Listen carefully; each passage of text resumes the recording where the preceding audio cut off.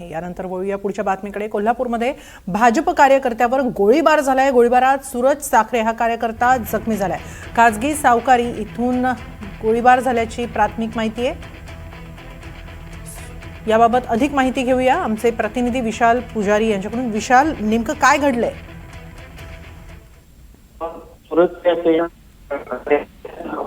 मध्ये प्रवेश केलेला होता आणि हा रेकॉर्डवरील गुन्हेगार देखील असल्याची प्राथमिक माहिती सध्या मिळते। मात्र हा जो गोळीबार झाला तो एका खासगी सावकारकीच्या वादातून झाला असल्याची एक माहिती प्राथमिक आहे। मात्र एका भाजपच्या कार्यकर्त्यावर अशा पद्धतीने गोळीबार झाल्यामुळे कुठेतरी एक जो कायदा आणि सुव्यवस्थेचा प्रश्न जो आहे तो निर्माण झाल्याचं चित्र जे आहे ते पाहायला मिळते। मात्र या गोळीबाराच्या घटनेबाबत सध्या पोलीस जे आहेत ते तपास घेताना पाहायला मिळत आहेत। जो जखमी सूरज साखरे आहे त्याच्यावर खासगी उपचार देखील सुरू आहेत।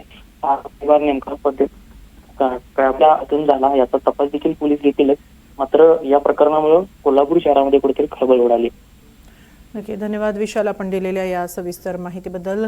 खासगी सावकारी वादातून हा गोळीबार झाल्याची प्राथमिक माहिती मिळते। सूरज साखरे याच्यावर खासगी रुग्णालयात सध्या उपचार सुरू आहे।